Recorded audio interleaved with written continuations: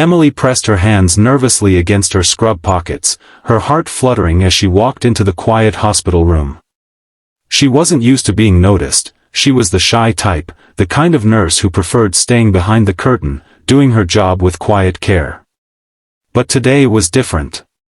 The woman sitting upright in the hospital bed was no ordinary patient. Margaret Stone was the widowed mother of Daniel Stone, the name everyone in the city knew.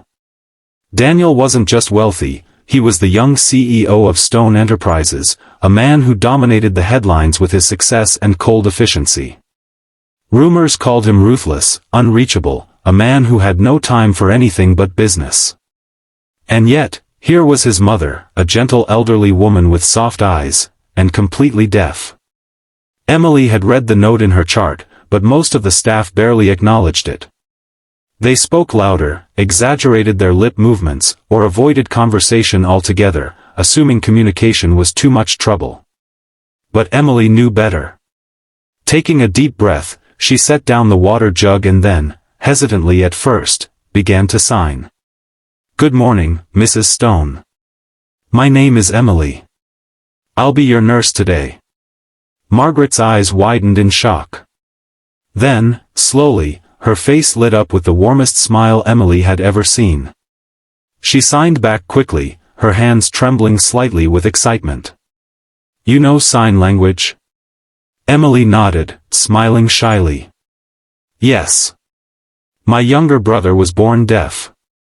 I learned so we could talk." Margaret reached for her hand, squeezing it with a gratitude that didn't need words. For the rest of the morning, Emily helped her with her care while chatting in flowing sign. They laughed, they shared small stories, and for once Margaret wasn't isolated in her silence. What Emily didn't know, what she couldn't have imagined, was that they weren't alone.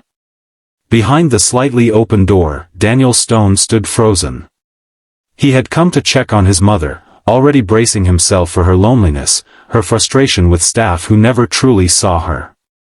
Instead, he found a shy nurse treating her not like a patient, not like a burden, but like a whole person.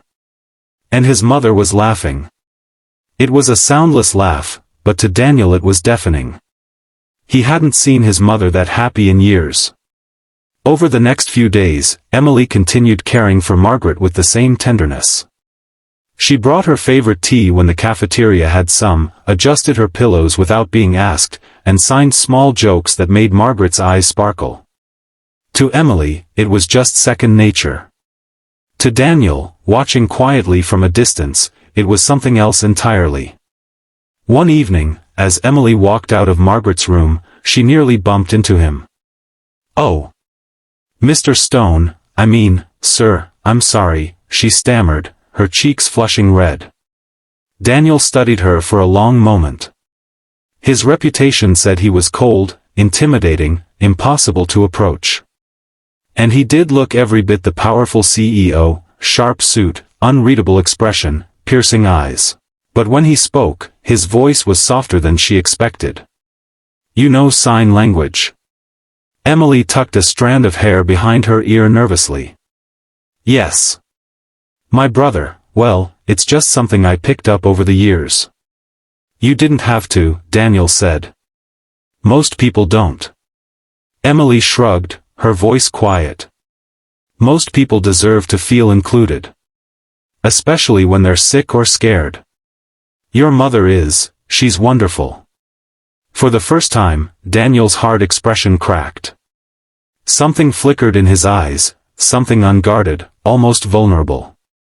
Over the next week, he visited more often. At first, he pretended it was to check on his mother's care, but slowly it became clear he stayed longer when Emily was around. He would watch the way Emily translated his words for his mother, the way she laughed softly at Margaret's teasing, the way she never made anyone feel less than whole. One night, after his mother had fallen asleep, Daniel found himself lingering by the nurse's station where Emily sat charting. "You're different from the others," he said quietly. Emily looked up, startled. "Different? You don't treat her like she's broken. You treat her like she's still my mother." Emily's eyes softened. "That's because she is." Daniel swallowed hard, something in his chest tightening. For years, he had buried himself in work after his father's death, building an empire so his mother would never want for anything. But in doing so, he had neglected the simplest thing she craved, human connection. And here was a shy nurse, reminding him of it without even trying. The emotional turning point came one afternoon. Margaret, who rarely asked for anything, signed to Emily. "Will you tell my son I'm proud of him? He doesn't believe it when I say it." Emily blinked, then glanced toward Daniel, who stood by the window, pretending not to listen. She turned back to Margaret and signed, "Why don't you tell him now? I'll help you." Margaret hesitated, then nodded. With Emily's patient guidance, she signed slowly toward her son. "I am proud of you. Not for the money. Not for the company. For being my son. For being here." Daniel's throat tightened. His eyes stung, but he didn't look away. For the first time in years, he allowed himself to sit at his mother's side, take her hand, and answer in the language he barely knew but tried anyway. "I love you." It was clumsy, awkward, his fingers stiff, but Margaret's tears said it was perfect. And Emily? She stood there quietly, heart swelling, realizing she had just witnessed a family healing itself. By the time Margaret was discharged, Daniel was no longer just the aloof CEO. He came alive in his mother's presence, and Emily noticed he often glanced her way, as if searching for courage. On the day Margaret left the hospital, she clasped Emily's hands tightly and signed, with a mischievous grin. "You should give my son your phone number." Emily flushed bright red, shaking her head. But Daniel, standing right there, gave a rare smile. "Actually," he said, his tone gentle, "I was hoping you might let me take you to dinner. To thank you, for everything you've done for my mother."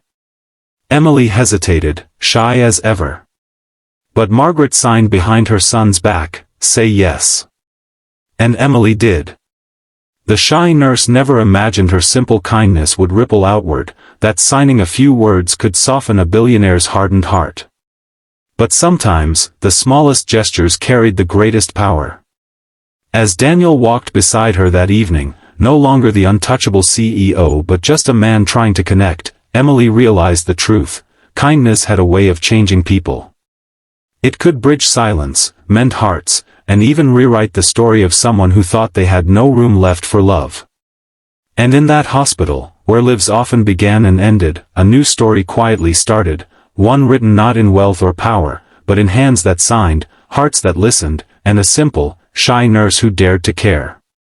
Sometimes it isn't the grand gestures that change lives. It's the quiet kindness of someone who sees you, truly sees you, when the world looks away.